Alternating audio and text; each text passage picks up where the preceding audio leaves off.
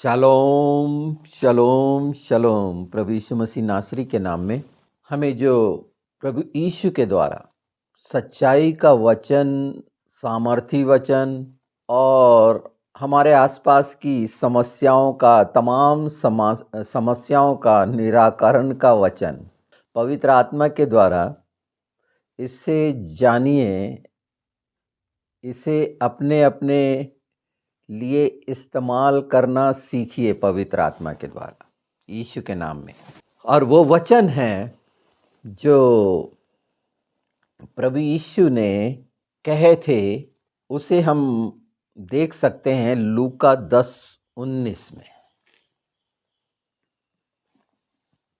और उसके सिर्फ एक छोटे से हिस्से को देखते हैं हम, और इसे उपयोग में नहीं लाया गया, या जानते हुए भी हो सकते हैं कई कारण। और जिसमें पहला कारण तो ये है कि वो दुष्ट शत्रु जो है इस महत्वपूर्ण वचन को समझने से वंचित करता है, इसे याद में रखने से वंचित करता है, इस पर विश्वास करने से वंचित रखता है, इस पर प्रतीति करने से वंचित रखता है कि ये हमारी आँख की ओझल हो जाए, और इसकी सार्थकता जो है वो ना जाने, इसके परिणाम को ना समझ पाएं। क्योंकि जब हमें परिणाम समझ में नहीं आता किसी चीज़ का, तो उसका हम इस्तेमाल नहीं करते हैं। आज जब ये हम जान रहे हैं, समझ रहे हैं, तो जितनी घटनाएं ये 2000 साल के दरमियान हो रही हैं, इसे देखने का नज़रिया क्या है, इसे कैसे हम समझ रहे हैं। क्योंकि ये युद्ध तो चल रहा है, खुद शत्रु अपने जाल में कैसा फंस रहा है, अपनी बनाई हुई योजनाएं जो हमारे विरुद्ध इस्तेमाल करता था, उसमें चाहे हमें समझ में ना आया हो, पर वो फंस तो गया है कि पर्दाफाश होना, हर जगह झूठा ठहराया जाना। जितना मसीह का विरोध करेंगे, प्रभु यीशु मसीह नासरी का जितना ये विरोध करते जाएंगे, सांसारिक बुद्धि से हमें ऐसा लगता है, पर जो आत्मिक युद्ध पिता का है उसका परिणाम उस पर नजर नहीं गई। उसके परिणाम को हमने देखने की कोशिश नहीं करी, पर आज देख रहे हैं कि जितने भी मसीह के विरोधी तत्व जितना भी मसीह के विरोध में करे, कहीं सफल नहीं हो सके। हर तरीका इस्तेमाल कर लिए जो शैतान का होता है, दुष्टों का होता है, सभ्य संसार में जिसको मान्यता नहीं होती। बहुत नैतिकता का उदाहरण देने वाले लोग ये करते हैं दुष्ट के हाथ में पड़ के, पर देखिए कि वो असफल हैं हर जगह, कभी सफल नहीं हो सकते। कोई भी हथियार इनका सफल नहीं हो सकता, क्योंकि सबसे बड़ा हथियार हमें मिला है। हाँ, उसका उपयोग हम नहीं कर पा रहे हैं, और कई कर पा भी रहे होंगे या करना नहीं आता होगा। तो आज इन सब चीज़ों को हम जान समझ के लिए आज का दिन का आनंद लें, और ये समय, ये दिन, ये क्षण शैतान और दुष्ट और शत्रु के लिए बड़ा विनाशक है और भयानक विनाशक है। ये करोड़ों परमाणु बम की क्षमताओं से भी भयानक है। और वो है, यीशु ने कहे कि शत्रु की सारी सामर्थ पर हमें अधिकार दिया गया है। शत्रु की सारी सामर्थ, शत्रु की सारी सामर्थ, शत्रु का किया गया तमाम कार्य पर हमें अधिकार दिया गया है कि हम उसको रोक सकते हैं या उसे चालू रहने दें।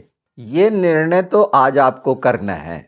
और जिस संदर्भ में हम अभी जान रहे थे कि वो पूरा हो रहा है 2000 साल से, हर बात पूरी होगी ना।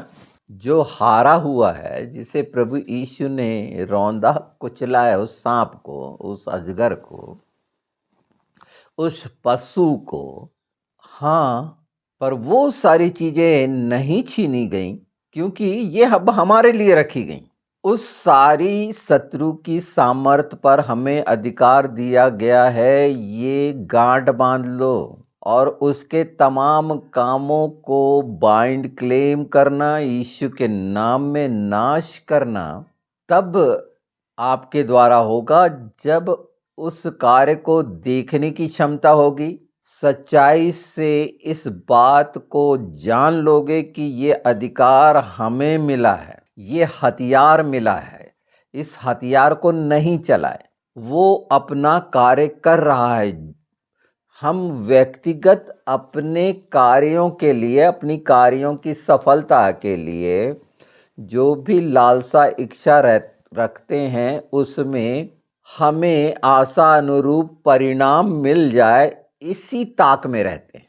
ये है हमारी लालसा, और ये कहीं से भी मैं इसे दोष लगाने की दृष्टि से गलत नहीं ठहरा हूं, ये स्वाभाविक है, क्योंकि स्वार्थ का स्वभाव तो रहेगा ही ना, कुछ चीजें रहेंगी ना, उसे निकाल नहीं पाते ना, निकालने की इच्छा भी नहीं होती ना, तो ये हथियार का उपयोग भी नहीं कर पाते, क्योंकि उसके साथ काम करना है। मूल वजह बता दी मैंने, उसका सबसे मुख्य काम है कि ऐसे लोग जो शैतान के साथी हैं, उनके दोस्त बनकर आप काम कर रहे हैं, तो उसमें आपकी हाँ है ना।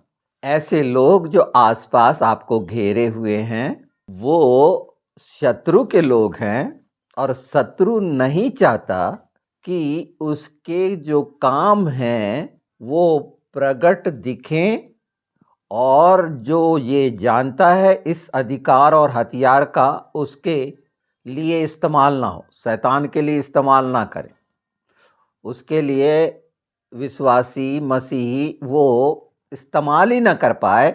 आप अपने आसपास ताकिए, देखिए कि जो झुंड में आप घिरे हुए हैं, जिसमें आप हाँ हाँ करते हैं, उनके राग में राग मिलाते हैं, उस जुए में फंदे हुए हैं, तो उनके लिए नहीं है ये वचन, क्योंकि ये सोच रहे हैं कि वो उसके साथी होकर वो आप पर बहुत एहसान दिखा रहा है, बहुत सारा काम दे रहा है, आपके लिए बहुत भला इंसान है, पर वो सैकड़ों लाखों हजारों के लिए, मसीहों के लिए कितना घातक है, ये कभी सोचा है आपने? मूल वजह इसकी समझ को छिपाया गया, और उपयोग करना अभी भी बड़ा मुश्किल होगा, क्योंकि समझ में नहीं आएगा कैसे उपयोग करें, क्योंकि वो कार्य तो उसके साथ रह के कर रहे हैं। सामर्थ का मतलब होता है किया गया कार्य, और सारे जो शत्रु के किए गए कार्य हैं वो कभी भी प्रभु यीशु के अनुरूप नहीं हो सकते, विरोध में जाएंगे, उसके मानने वालों के विरोध में जाएंगे, और उनके साथ एक जुए में है, दो नाव में है। कितना भयानक आप खो रहे हैं, कितनी खूबसूरत वो बात मिली है, और अपने मन की चंचलता, अपनी योजना, अपनी होशियारी के कारण अपना तो लाभ ले रहे हो, पर हजारों हजार का नुकसान करवा रहे हो अपने आसपास के गैर मसीही संगठनों के साथ होकर, और उन्हें बड़ा भला दिखाते हो, वो भले नहीं है। उस जुए में मत जुतो, उनके साथ सहभागी होकर वो कार्य जो भी कर रहे हो और करोगे, निश्चित उसमें घपला ही होगा, भ्रष्टाचार ही होगा, व्यभिचार ही होगा, साफ सुथरा काम नहीं होगा। उसके पीछे चाहे सामने न दिखता हो, पर अंदर तो ऐसे जो मसीही हैं, दबाव में, भय में समझौता किए हुए हैं, प्रत्यक्ष अप्रत्यक्ष वो समझौते में हैं, दबाव में हैं, उनके साथ में हैं, जबकि ये सब चीज आपके द्वारा तोड़ी जा सकती है, खत्म करी जा सकती है, और ये हो रहा है, आप उसमें भागीदार नहीं है, एक अलग बात। ये जो अनचाहे जुए में जुते हुए जो हैं, या जानबूझकर जुटे हुए हैं, ये पता भी रहने के बाद कि यीशु का जुआ लेना है, शैतान के जुए को लिए हुए हैं, उसके कार्य में समर्थन है आपका, आप मुझे बोल सकते हैं, तो फिर हम किसके साथ काम करें? और कोई है नहीं, क्योंकि भौतिक तरीका है ना आपका, और कोई काम नहीं, उसके अलावा कोई नहीं दे। कभी आपने परमेश्वर पर, प्रभु यीशु पर, पवित्र आत्मा पर विश्वास करके ये बात रखी क्या? आपने तो जुगाड़ किया, अपने संसाधनों का, अपने रिलेशन का इस्तेमाल करके एक भीख ली, एक ऐसे आदमी का चुनाव किया, एक जिसकी पहुंच सामने वाला तक थी, उसको कुछ भी भाषा में आप कह सकते हैं, पर एक जुगाड़ था जो आपका वहां तक पहुंचने के लिए वो सपोर्ट लिया और वो काम करने लग गए, क्योंकि आसान लगा। शत्रु ने सपोर्ट भी तैयार कर दिया आपके लिए कि इसके माध्यम से चले जाओ और तुम्हारा काम हो जाएगा। तो वो मसीहों के आसपास इस तरह के जाल उसने बुन के बिछाए हैं, इसीलिए कि ये जो सबसे खतरनाक हथियार उसके विरुद्ध में तैयार है और बोल दिया गया है, विश्वास करने वालों के लिए है। और इसी कारण आपके परिवार, घर, आसपास आप एक ऐसा कोड़ बन जाते हैं जो अपने परिवार, अपनी कलीसिया के लिए घातक हो जाते हैं, और वहाँ पर अपने आप को बड़ा दिखा दिखा कर बहुत सारे लोगों के लिए नाश का कारण बनते हैं, सिर्फ एक छोटी सी समस्या के लिए, उसके निराकरण के लिए। इस तरह की जो नाजायज़ तरीके इस्तेमाल करते हैं, पहुंच बनाने के, मिलने के, किसी कार्य को सुलटाने के लिए, छोटी छोटी चीज़ों पर ध्यान दीजिए आप कि उसके लिए क्या क्या कर रहे हैं। जब तक हम क्या कर रहे हैं नहीं समझेंगे, उस सच्चाई से नहीं जानेंगे, आप शत्रु की सामर्थ्य पर अधिकार रख ही नहीं सकते। उसकी सामर्थ्य, उसके आपके विरोध में किए गए कामों को आप नाश कर ही नहीं सकते। उसने आपके विरोध में काम कर दिया, और इस कारण कभी भी बैलेंसिंग नहीं है। हर समय कुछ ना कुछ टंटा फसाद, बेचैनी, परेशानी, बीमारी, अशांति, ये सब चीज़ें उसके साथ समझौता करके लाए हो आपने। हाँ, माध्यम बनते हैं वो जो गैर विश्वासी, उसमें ऐसा भी विश्वासी हो सकता है जो आपको फंसा रहा हो, कुट्टन जैसे। ये काम हो रहा है। इससे आप अनभिज्ञ हैं कि आपके आसपास, चाहे वो विश्वासी हो या अविश्वासी, अगर आप इस क्षमता को जान रहे हैं, इस हथियार को जान रहे हैं और इसका उपयोग नहीं कर पा रहे हैं, तो उसकी मूल वजह है कि आपको अंधा बना दिया गया, आपको लाचार किया गया, आपको भयभीत किया गया। आप बोल सकते हैं अपनी लाचारी कि नहीं, मेरे पास कोई रास्ता नहीं था। नहीं, कोई रास्ता नहीं था, कैसा शब्द है ये बोलते हैं आप कि कोई रास्ता नहीं था। अर्थात उस समय पहली बात तो आप अनजाने में प्रभु यीशु का इनकार कर देते हैं कि अब मेरे पास कोई रास्ता नहीं है। और तो क्या आप झूठ बोल रहे थे कि जो प्रभु यीशु ने कहा मार्ग, सत्य और जीवन मैं ही हूं, ये वो शब्द हैं प्रभु यीशु के कि शत्रु की सारी सामर्थ पर अधिकार दिया। ये आपकी कलई खोलता है, आपको दिखाता है कि सचमुच में उस अधिकार का उपयोग करना आया या समझ नहीं आई, या सिर्फ हवा में पत्थर मारना आया, छोटे छोटे कंकड़। तो जब आप एक छोटी छोटी समस्याओं में घिर गए हैं, इन बातों की शिक्षा क्यों नहीं दे पा रहा? तमाम आत्मिक क्षेत्र में, स्पिरिचुअल वर्ल्ड में इस बात की शिक्षा क्यों नहीं दी जा रही है? क्यों नहीं ये बात बोली जा सकी? इससे विस्तार से क्यों नहीं समझाया जा सका? इसके बाद भी समझ में ना आए तो प्रभु यीशु जिन्होंने बार बार कहा कि मैं वही हूं, मैं हूं, को क्या समझेंगे? बोलने के लिए बहुत अच्छा लगता है। आप सोचिए, उन सारी बातों में वो शब्द जो संसार में प्रचलित हैं, वो हर इंसान कैसे यूज कर रहा है, वो कोड उसको मालूम रहता है कि फलाना चीज के लिए आजकल के समय में ये शब्द चल रहा है। जैसे एक शब्द पॉपुलर हो गया, गोदी मीडिया। चल रहा है। यानी मतलब एक ऐसे मीडिया को जो झूठ बोलता है, किसी का गुलाम है। इस तरह के बहुत से शब्द जो वर्तमान में चलते हैं, हमारे लिए कठिन हैं। वो शब्दों का हमारे लिए कोई लेना-देना नहीं। तमाम झूठे एक हिस्से को झूठा ठहरा रहे हैं, तो उससे क्या लेना-देना होगा? हमें मालूम है ये झूठ के साथ हैं, शैतान के साथ हैं, शत्रु के साथ हैं। इसको ये बोरियत हो सकती है इसमें, बड़ा बोरिंग सब्जेक्ट लग रहा होगा।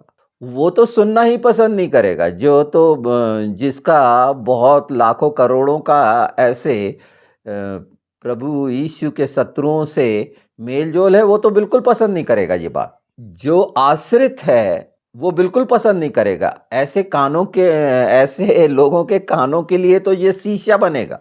तो वो तो बोलेगा ये हमें तो शिक्षा मिली है, वो बाइबिल का वो हिस्से को इस्तेमाल करेगा कि अपने दुश्मन से भी प्रेम कर। तो शत्रु से प्रेम करना, कौन सा दुश्मन, किसको दुश्मन मानते हो? तो सफाई देने के लिए बहुत से बातें सामने हैं, आप दे सकते हो बिल्कुल, पर उस मार्ग का इनकार कर दे रहे हो और बोलते हो हम उस मार्ग में उनके साथ होकर। नहीं तो इस वचन का उपयोग कैसे होता है? यह हथियार का उपयोग, और देखिए सारी आपके आसपास की सब चीजें खत्म हो जाएंगी जैसे इस बात पर ये वक्ती तौर पर कि नहीं अब मुझे पता चल गया, अब मैं इसका इस्तेमाल करूंगा और फिर वैसी हो जाना। नहीं नहीं, उनके लिए नहीं है ये। ऐसे ये धूर्त और चालाक और कपटी लोगों के लिए नहीं है ये, परमेश्वर ज्यादा बेहतर जानता है। किसी ने मसीह को स्वीकार लिया तो वो धूर्त कपटी नहीं होगा, इसकी गारंटी नहीं है। क्यों नहीं है? क्योंकि वजह मैंने बता दी कि उसने कैसे साथ किया है। वो ठट्टा रहने वालों के साथ रहता है, वो पापियों की मंडली में भी रहता है, और जो ऐसी युक्तियां बनाते हैं जो लोभ लालच की है, वो ये उनके साथी हैं। मसीह कहलाते हैं पर हैं नहीं, और शर्म आती है लोगों के सामने। ऐसे ऐसे लोग हैं और ऐसा गंदी हरकतें करते हैं। अभी एक बहुत शानदार गंदी हरकत करा है। एक मैथ्यू करके वकील है, और वो एसबीआई का पक्ष लेने गया और इतनी बुरी डांट खाया कि उसको तो शर्म आनी चाहिए कि वो किस गलत का पक्ष ले रहा था। वो मसीह है, ये अभी अभी की घटना है। तो वो, उसका खानदान, उसके आसपास उसका चर्च कैसा होगा आप कल्पना कर सकते हैं। वो उस झूठ के साथ होकर काम कर रहा है, कितने लोगों का नाश कर रहा है, और कितना प्रभाव रखता होगा कि सुप्रीम कोर्ट जैसी जगह पर वो जिसका पक्ष ले रहा था, ये आज के वही जो घोटाला हुआ है उसमें ये एक एक निकल के आ रहे हैं, और ये एक एक हजारों सैकड़ों को उस चर्च के नाश कर रहे होंगे, क्योंकि अपनी बल शक्ति सामर्थ्य दिखा रहे होंगे। ये शैतान है, ये घुसे हुए वो शैतान है, मैं कहूंगा इनसे दूर हट जाना चाहिए। ये आपको ऐसे लोभ और लालच और अपनी पहुंच दिखाकर भ्रमित कर सकते हैं, और ये काम शैतान ने चर्च में डाला है। वहां पर कुछ ना कुछ बड़े प्रभावी लोग रहेंगे चर्च में, आप देखेंगे, और वो कहीं ऐसी जगह से निकल कर आएंगे और उसका अगुवा उनकी बड़ी इज्जत करेगा, उनका बड़ा सम्मान करेगा और अपनी भेड़ों को दुत्कारेगा। ये रोकने वाले खुद मिनिस्ट्री, खुद चर्च, ये डिनोमिनेशंस इन चीजों को रोक रही है। वहां पर बैठे हैं प्रभावशाली असामाजिक तत्व, घिनौने, शैतान के शत्रु की कठपुतली, दुष्ट के हाथ के, ये सब चर्चों में बैठे हुए हैं।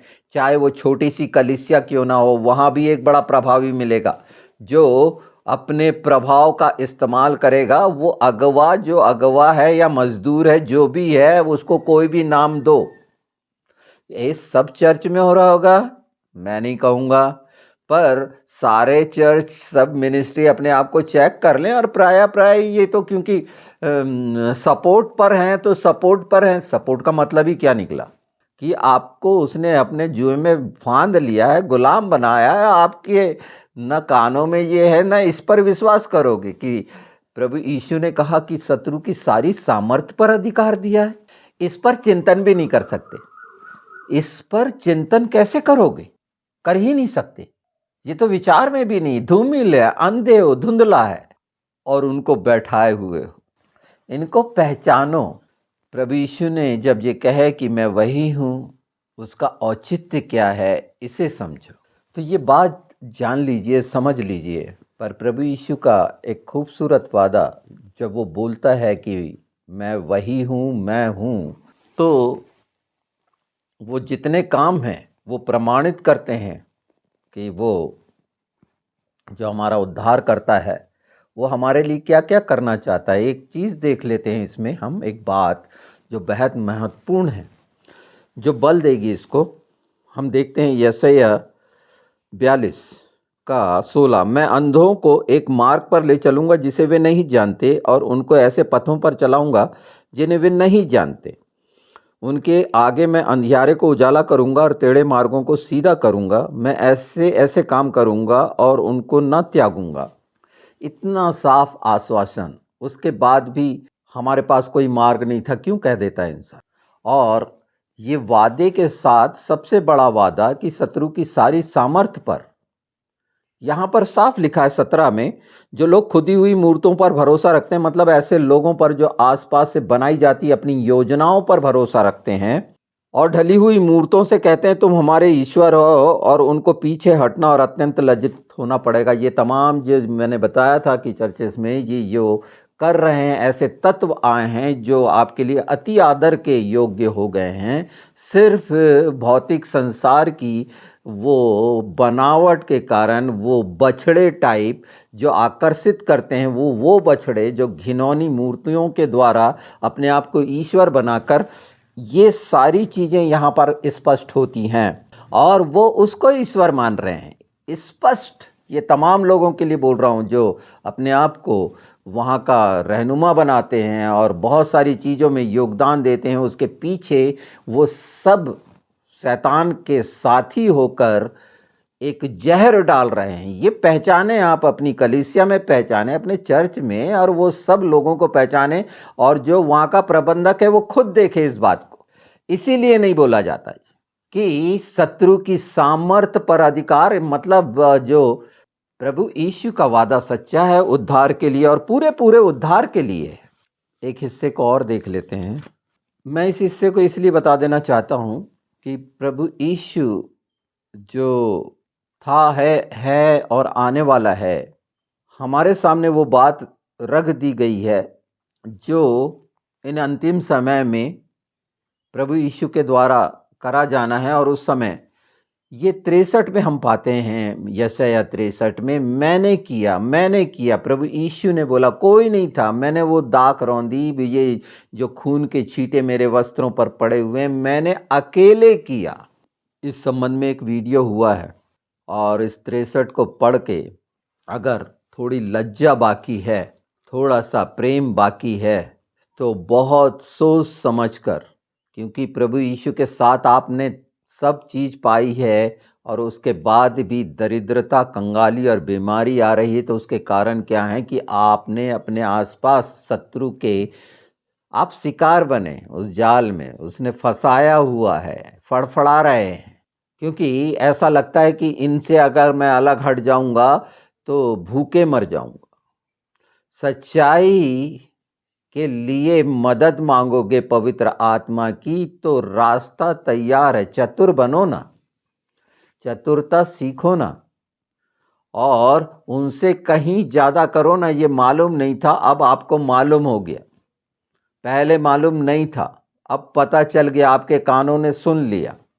ये बातें जो कही गई हैं, इसे पूरा पढ़ना ना 63 को, वो उस समय के लिए है। और उस समय क्या मैं रहूँगा उसके साथ इस पृथ्वी पर विश्वास नहीं पाने के लिए? अगर परमेश्वर प्रभु यीशु ने कहा है कि जब मैं आऊँगा तो पाऊँगा क्या, तो उसका उदाहरण मैं आपके पवित्र शास्त्र से दे रहा हूँ, जो मेरा भी पवित्र शास्त्र है और उसके वचन सच हैं।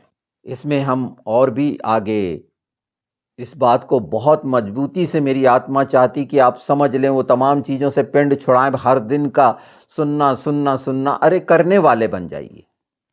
ये हज़ारों लाखों बोलने वाले हैं, बिल्कुल बहुत अच्छा बोल रहे हैं, पर पहले चीज़ आपके हाथ में जो हथियार है उसका उपयोग करना तो सीख जाएँ, तब मसीही होगे। नहीं तो आस-पास के ये जंजालों और उसके षड्यंत्र का शिकार बनोगे जैसे ये बन गए। वो तो वकील है, बड़ा भारी वकील है, बड़ा नामी वकील है इंडिया का, है ना? वो मैथ्यू कुछ-कुछ उसका ना सरनेम भी पता नहीं, पर कैसे दुष्ट के जाल में फँसा और कितनों का नुकसान कर रहा होगा और कैसे गंदे-गंदे काम कर रहा होगा, उसको ये समझ नहीं कि मैं झूठ का साथ दे रहा हूँ। परमेश्वर के सामने जाकर वो जा रहा है, उसके पत्नी, उसके बच्चे क्या सोच रहे होंगे, उसके पूरा परिवार, खानदान, क्या सब ऐसे ही हैं? क्या उनके तक ये बात अगर पहुँचे तो अभी भी तो समय है, पर वो कितना घिनौना आदमी है, क्योंकि वो प्रभु का नाम रखा हुआ है। जो नाम पवित्र शास्त्र में, क्या वो मति के अनुसार है? तो रखता क्यों है? उस नाम को लज्जित करने के लिए। और ऐसे सिर्फ मैं उसी को बोल रहा हूँ, अरे ये तो सब इतने भयानक भयानक है, पर इसके पीछे शत्रु, वो नहीं चाहता एक शानदार व्यक्तित्व को, वो इतना अच्छा वकील होगा, उसको उसने क्या बना दिया? क्योंकि उसको चाहे वो कितना ही शानदार हो वो भौतिक में, पर उसे ये समझ नहीं थी कि शत्रु के सारे जो सामर्थ्य के अधिकार हैं उसको लॉ के अधिकार मालूम है, और उसका उपयोग करने गया था, वहां भी डंडे खा गया। पवित्र शास्त्र की शत्रु पर सारा जो उसकी सामर्थ्य पर अधिकार दिया गया है, उसका उपयोग करने वाला नहीं आया उस वकील को। ये उदाहरण है अभी का, बिल्कुल ताजा उदाहरण है आपके सामने। और ये इसीलिए है कि बिल्कुल मैं चाह रहा हूं कि इसमें और भी जो मुझे पवित्र आत्मा के, कि आप सब लैस हो जाएं, इस बात को अच्छे से जान लें और वो सब चीर फाड़ कर अलग करें, वो भस्म करने वाली आग, इनको जला भुंजा के। क्यों ये शब्द कि सामर्थ्य पर अधिकार, और इसको सामर्थ्य पर अधिकार के लिए थोड़ा बहुत जानना है तो भजन संहिता 91 पढ़िए और अपने लिए क्लेम करिए, वो कोई भी ऐसी चीज नहीं होगी, फिर भी घुसी हुई है ना। मूल वजह है उनके साथी बन गए हैं, उनकी योजनाओं में भागीदार हैं, समझ में नहीं आ रही है, प्रभु यीशु के सामने नहीं रखते, पवित्र आत्मा से मदद नहीं मांगते, अपनी बुद्धि से। हाँ तो बिल्कुल करो, स्वतंत्र किया गया है। पर मैं उन भाई बहनों से जो प्रभु की ओर देख रहे हैं, उनके लिए चाहता हूँ यीशु के नाम में कि आप पूरी तरह से सुसज्जित हैं, लैस हैं, संपन्न हैं। अभी ना दिख रहा हो, क्योंकि अभी शत्रु का दिख रहा है, वो भी झूठ सामने आते जा रहा है। हम इस पे बहुत ये सब चीज़ें बेनकाब करेंगे, शत्रु को लगातार और लगातार उसे मालूम होना चाहिए। हाँ, आप इसमें इन वचनों के साथ सहभागी होकर हमारे साथ जुड़िए ना, उन सच्चाइयों के साथ जुड़िए ना। ये परमेश्वर की कलीसिया है, ये राजन मसीह की कलीसिया नहीं है, जैसे लोगों की नामधारी कलीसियाएं, वैसा नहीं है। ये परमेश्वर की, प्रभु यीशु की कलीसिया है। इसीलिए ये परमेश्वर के ठोस वचन की समझ आपके लिए पूरा पूरा उद्धार और दूसरों के लिए भी भलाई का कारण बनेगी। तैयार होइए। हाँ, बहुत कठिन लगेगा, क्योंकि दबे कुचले हो, बहुत सारी चीज़ों में फंसे हो, कर्ज बाजारी में फंसे हो, उनकी जकड़न में, उनके मोह में फंसे हो, उनकी चालाकियों में फंसे हो। पर वो प्रकट होगी एक दिन, जब धोखा खाओगे तो उसके पहले तैयार हो जाओ कि वो समय ना आए तुम्हारे घरों में, तुम्हारे परिवारों में, बाल बच्चों में। प्रभु के सामने ये रख दो, इसका अंगीकार करो और इस हथियार का उपयोग करो। और उपयोग की समझ पवित्र आत्मा देगा, और बहुत आराम से उन चीज़ों को जो अभी कठिन लगती हैं या आसपास ऐसा लगता है कि जब हम बताएंगे यीशु तूने ये कहा है कि शत्रु की सारी सामर्थ पर अधिकार दिया है और वो ये कार्य कर रहा है, उसको मैं उसका विनाश करता हूँ, उसका सर्वनाश हो यीशु के नाम में। जो मेरे आसपास जाल बुझा गया है, मुझे रोका जा रहा है, जब ये सच्चाई से आप करोगे, ऐसा नहीं कि मैंने बोल दिया तो अपनी प्रार्थनाओं में बोल रहे हैं, नहीं, शैतान के साथ होकर वो बात कहोगे तो क्या वो हंसेगा बल्कि आप पर, कि उन योजनाओं में हैं और सफल नहीं हो रहे। तो अरे पहले से शैतान के साथ रहकर क्या योजना में सफल होंगे? इन चीज़ों को देखो पहले, कि पूरी परिस्थिति, और इसके लिए समझ मांगो, नहीं आ रही है तो इस पर और पवित्र आत्मा चाहता है और इसका छुटकारा होगा। और ये छिलके उतरने का समय है, ये सब आपके सामने आ रहे हैं, पूरी चीज़ें आ रही हैं नाश होने के लिए, और ये वो भी समय है कि अगले पिछले हो जाना, ये होना ही है। क्योंकि जो धोखा देगा वो धोखा खाता जाएगा, जो बिगड़ने वाला, जो बिगाड़ने वाला बिगड़ते जाएगा इसी के नाम में। पर ये समझ, ये वाली चीज़ों को अच्छे से देखिए और वाक़ई में वो 62 के अनुसार जलती हुई मशाल की तरह उद्धार आपका प्रकट होना चाहिए। धार्मिकता का प्रकाश प्रकट होगा ये इस बात से कि आप इस सबसे घातक, सर्वनाशक हथियार का उपयोग करने में सक्षम हों यीशु के नाम में।